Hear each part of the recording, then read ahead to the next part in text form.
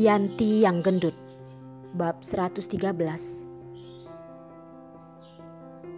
Walaupun Aurelia tertarik pada Yos, semua orang tidak mengatakannya secara langsung. Tapi Yanti langsung mengatakan di hadapannya. Maksudnya pun berbeda. Apalagi semua orang tahu kalau pengacara Yos sudah pacaran. Aurelia melihat rekan di sampingnya yang terus menatapnya. Di dalam terlihat rasa ingin tahu, mentertawai, dan juga dengan maksud melihat tontonan. Seketika wajahnya terlihat buruk. Yanti, jaga ucapanmu. Siapa yang cemburu dengannya? Aku adalah pengacara yang mendapatkan penghargaan medali emas. Apakah perlu cemburu dengan seorang asisten kecil? Dan Yanti, jangan lupa dengan posisimu. Kamu hanyalah pengacara magang. Sama sekali tidak ada nama. Yanti menegakkan tubuhnya yang gekar dengan tidak sungkan berkata, walaupun aku adalah pengacara magang, juga lebih baik darimu yang mengandalkan kamu adalah orang lama. Hanya bisa menyakiti Darlene. Kalau hebat, langsung pergi cari pengacara Yos saja. Darlene melihat Yanti yang bersedia membelanya pun merasa sangat berterima kasih. Tapi dia tidak ingin karena dirinya membuat hubungan orang lain menjadi buruk. Berkata, Yanti, terima kasih. Hanya pergi membeli beberapa tempat saja. Tidak apa-apa. Kamu ingin makan apa? Aku bisa sekalian membelikannya untukmu. Yanti gendut. Sudah dengar belum? Darlene saja bersedia. Kamu lebih baik jangan ikut campur. Aurelia dengan sombong berkata, si gendut ingin melawanku. Berlatihlah dulu. Yanti masih ingin mengatakan sesuatu. Bajunya pun ditarik orang. Memalingkan kepala melihat Darlene menggelengkan kepala padanya. Menyuruhnya jangan berdebat dengan orang ini. Ragu sejenak, lalu dia pun menganggukkan kepala. Darlene, ayo, aku pergi denganmu. Jangan bersama dengan orang ini. Yanti pun menarik Darlene turun ke bawah. Berat badan Darlene sangat ringan. Seluruh tubuhnya seperti ditarik olehnya. Tapi dia tidak marah, bahkan merasa terharu. Dia suka sifat tulusnya Yanti. Dan sebenarnya Yanti tidak jelek. Wajah yang gendut malah membuatnya terlihat sangat ramah. Kulitnya juga sangat bagus. Yanti, terima kasih barusan kamu membantuku. Tidak apa-apa, hanya masalah sepele saja. Aku juga tidak tahan melihat sifat mereka itu. Yanti pun merasa malu karena dipuji. Darlene juga tertawa karena wajahnya yang lucu. Yanti, kamu benar-benar sangat lucu. Darlene, kamu sangat cantik saat tertawa. Yanti seperti menyadari hal yang besar berkata, dia benar-benar tidak hanya berbasa-basi. Saat Darlene tersenyum di samping bibirnya ada 2 pusaran. Mata yang besar mengecil seperti sepasang bulan. Bulu mata yang panjang terlihat semakin tebal. Darlene, aku ingin menanyakan satu hal padamu. Darlene pun tertular dengan wajah Yanti yang serius. Dengan serius menganggukkan kepala. Yanti, katakanlah. Bulu matamu ditanam ya? Kenapa bisa begitu panjang dan lentik? Bisakah kamu memperkenalkan dokter kecantikan itu padaku? Yanti dengan serius bertanya. Bagaimana ini? Dia juga sangat menginginkan bulu mata yang begitu tebal.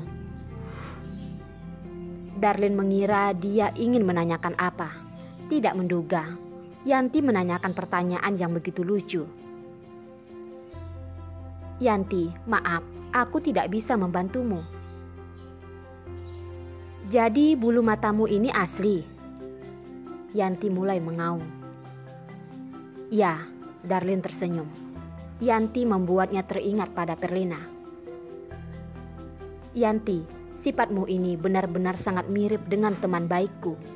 Aku rasa kalian berdua pasti sangat cocok.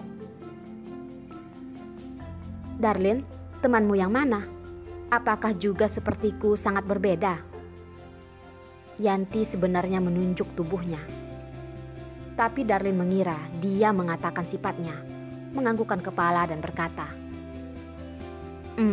walaupun sedikit berbeda, tapi untuk keseluruhan hampir sama. Wah, bagus sekali. Kapan kamu bisa memperkenalkan kami? Yanti dengan senang berkata, di kantor hampir semua wanita itu kurus. Terhadap orang sepertinya biasanya tidak akan menghiraukan. Jadi, di kantor dia tidak ada banyak teman. Ya, makan siang nanti aku akan menyuruhnya datang ke kantin. Darlin mengingat ke depannya ada 2 orang yang begitu aktif saat bekerja pun merasa lega. Kenapa? Dia juga ada di departemen kami? Kenapa dia tidak tahu di kantor ada wanita yang gendut sepertinya? Darlin menggelengkan kepala. Bukan, dia bekerja di majalah Matahari Pagi di lantai atas. Majalah Matahari Pagi? Bos mereka adalah pria yang sangat tampan. Yanti dengan kagum berkata. Darlin mengangkat alis, dengan lucu berkata, aku kira kalian lebih suka pria seperti pengacara Yos. Yanti yang mengatakan pria tampan juga sangat tertarik. Memang begitu, tapi pengacara Yos terhadap kami adalah dewa yang tidak tersentuh. Hanya bisa memandangnya dari jauh. Tapi bos majalah Matahari Pagi itu berbeda. Yos adalah pria yang hanya bisa dilihat dan tidak bisa didapatkan. Dia setuju. Darlin mengerutkan dahi, berpura-pura tidak mengerti lalu berkata, kenapa berbeda? Apakah bisa didekati dan bisa dimainkan? Yanti terdiam sejenak, menyadari ejekan yang ada di mata Darlin. Dia barusan terkejut kalau dirinya sudah terjebak. Darlin dari tadi sudah tertawa dan berjalan menjauh. Darlin, aku tidak menduga kamu adalah orang seperti ini. Bagus, dia suka. Mereka berdua sambil mengobrol sambil tidak melupakan orang yang menitip mereka membeli barang-barang. Selama 1 jam lebih juga memperdekat hubungan mereka. Setelah sampai di kantor, Aurelia dan yang lainnya sudah tidak sabar. Apalagi melihat Darlin dan si gendut itu berjalan masuk sambil tertawa. Dia pun semakin kesal. Kenapa membeli barang saja begitu lama? Aurelia, kamu jangan terlalu keterlaluan. Darlin melihat tatapan Aurelia yang terlihat memiliki maksud buruk, menghalangi Yanti untuk lanjut mengatakan, maaf Aurelia, tempat membeli sandwich lebih jauh, jadi lebih lama. Wanita yang meminta dibelikan sandwich juga membantunya berkata, Aurelia, sandwich yang aku mau memang lebih jauh. Aku rasa Darlin bisa mengingat begitu banyak sudah sangat bagus. Sudahlah. Iya, jus yang aku mau juga hanya bisa dibeli di toko itu. Bagaimanapun, menyuruh orang membantu tetap merasa tidak enak. Dan juga ada orang saling berbincang. Bukankah mereka juga merasa sangat keterlaluan? Aurelia awalnya ingin menggunakan kesempatan ini untuk membalas. Tapi tidak menduga semua orang malah membantu Darlin. Dia tertawa kering menjawab, hehehe, tidak apa-apa, yang penting sudah dibelikan saja. Tapi melihat tatapan Darlin yang tidak seperti awalnya dan terlihat seperti sedang mencermati, Darlin, wanita ini benar-benar pintar berpura-pura.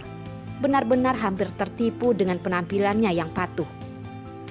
Ternyata adalah orang yang suka berpura-pura bodoh. Darlin bukanlah orang yang suka menunjukkan diri. Tapi saat terpaksa, dia baru akan bergerak. Sekarang dari tatapan Aurelia, dia mengerti kalau kehidupannya yang tenang akan semakin berkurang ke depannya. Yanti pun melihat Darlin sejenak. Dia mengira Darlin adalah orang yang mudah dipijak. Sepertinya tidak seperti itu juga.